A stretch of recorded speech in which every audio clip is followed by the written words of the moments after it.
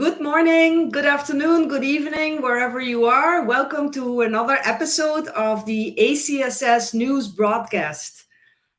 We are following the latest news on sanctions against Russia, and we are guiding you to make sense what happens and why it matters for your business. My name is Saskia Rietbroek, and I'm the Executive Director of ACSS, the Association of Certified Sanctions Specialists. Please visit our website at sanctionsassociation.org. On our website, we have a blog, a special page where we post links and everything related to the topics that we are discussing today. And this is available to our members of ACSS. So if you're not a member yet, please join.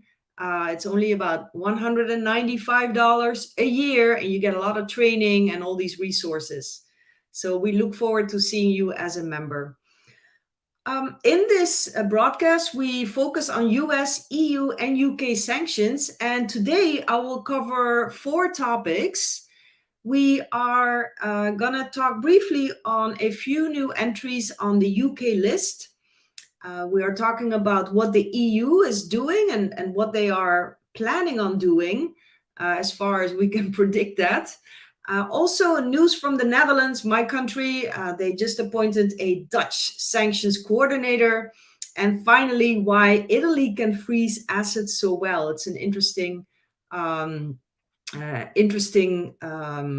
country in this respect. And I just wanted to highlight its efforts so far. So we'll start with the UK.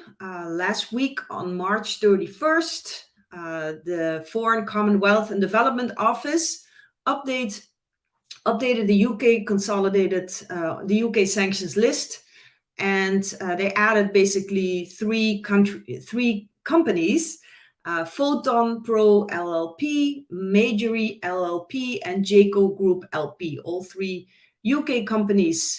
They were previously sanctioned in the US. Actually, I think it was on the same day.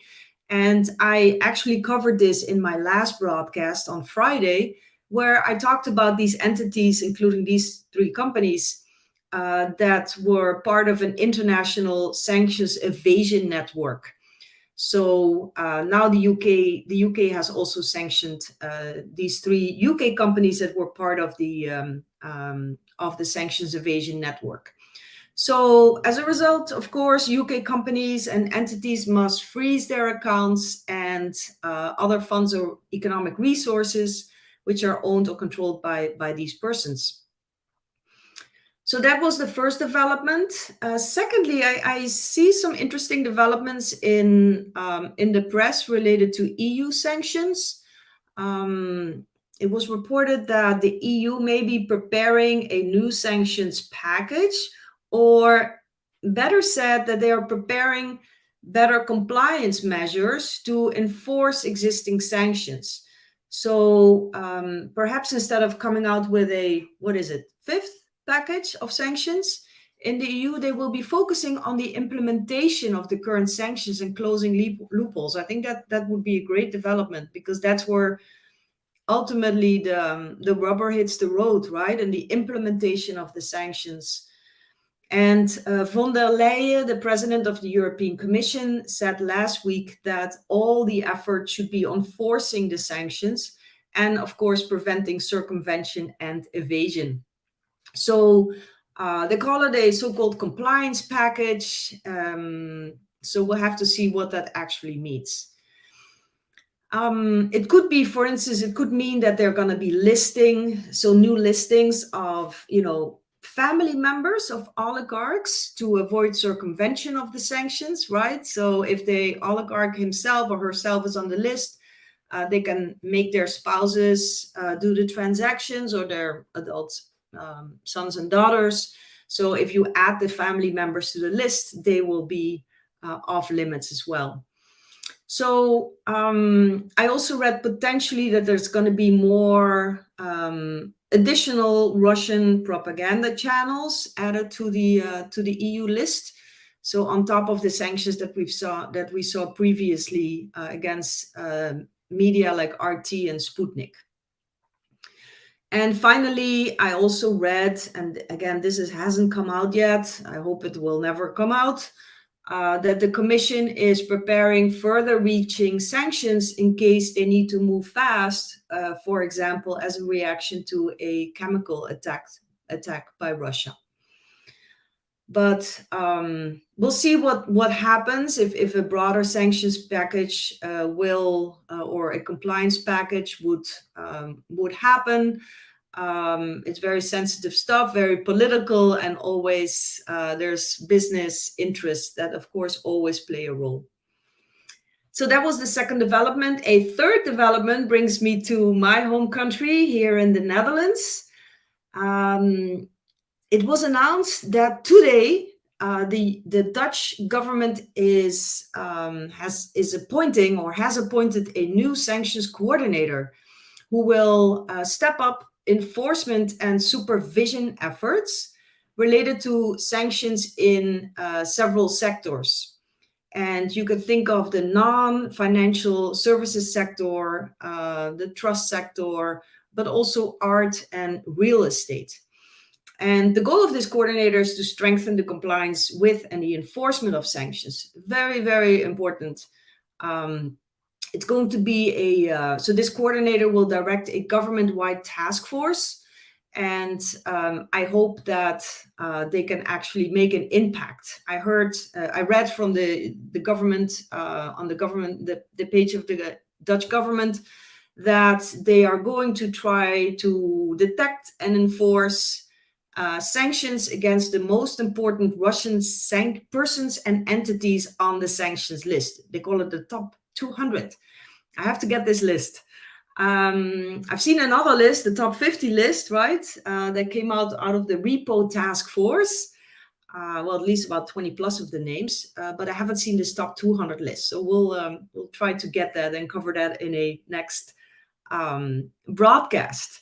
So the sectors in the Netherlands that have to be on the watch out is real estate, art, but also business companies that other types of companies that provide non-financial services.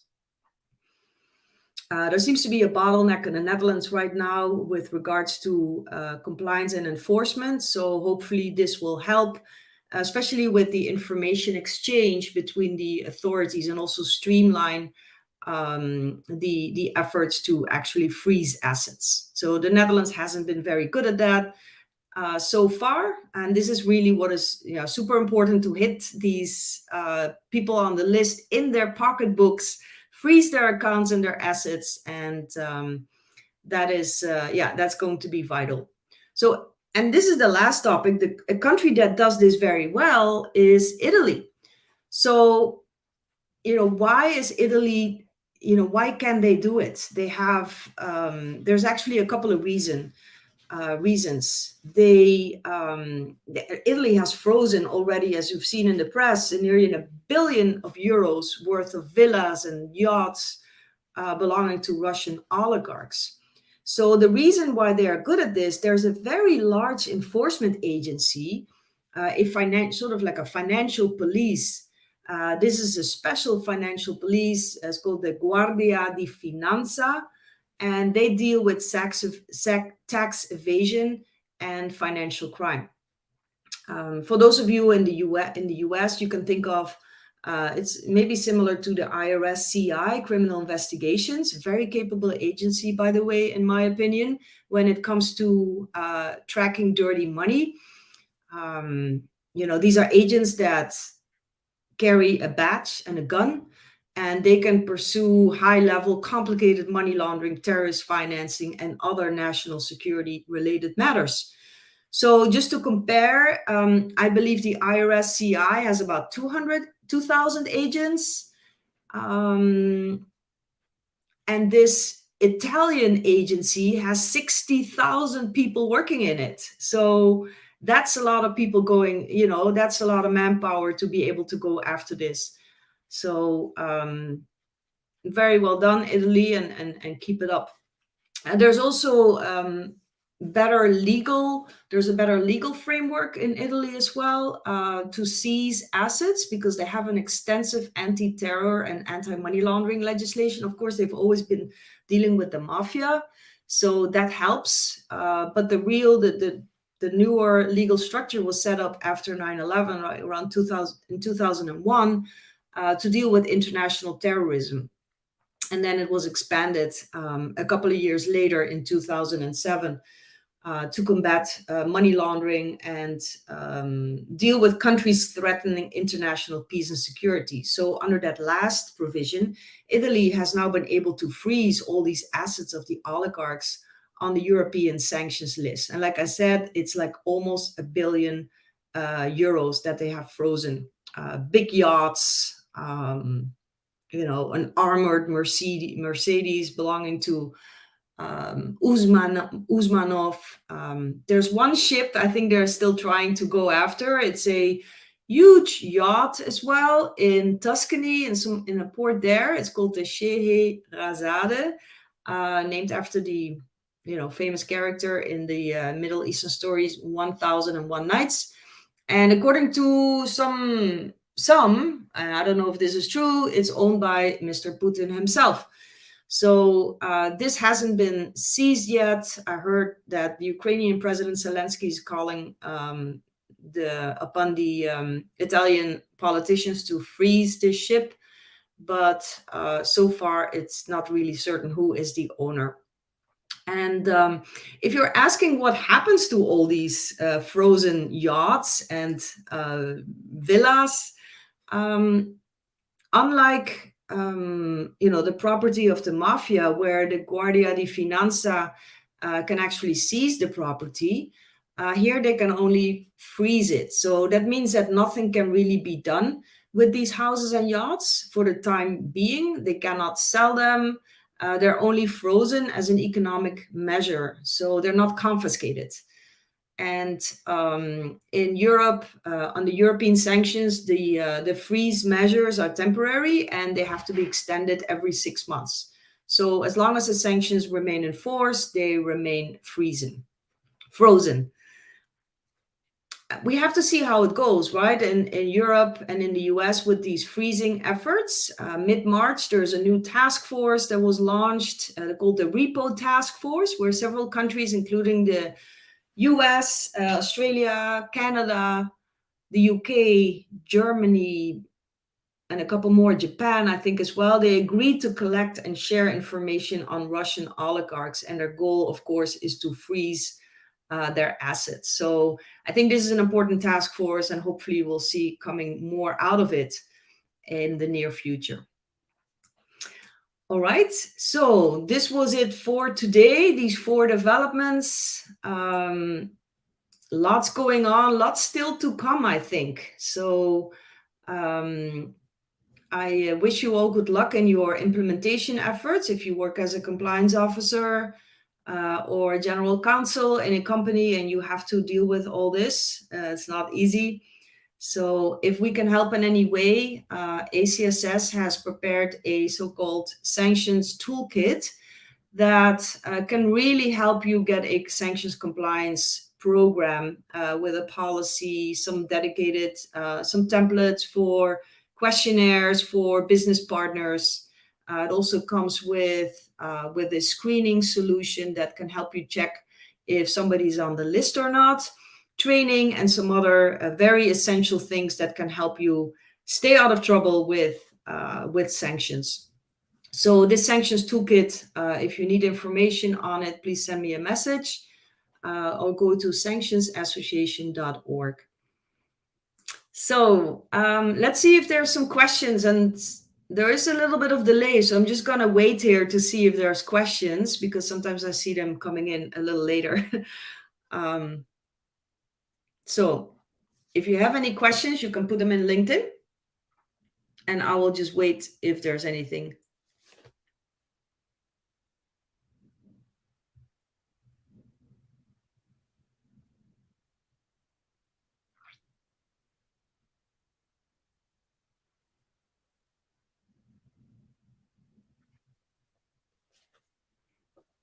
Okay, let's check my colleague.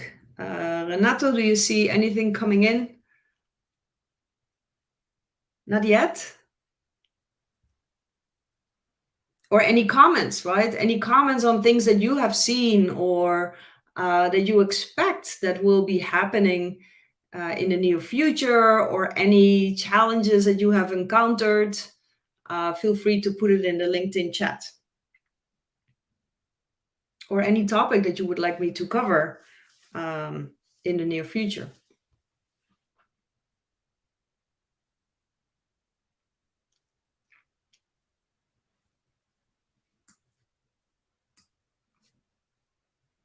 All right, I see Stephanie saying thank you. Nice to see you, Stephanie. Thank you for joining today.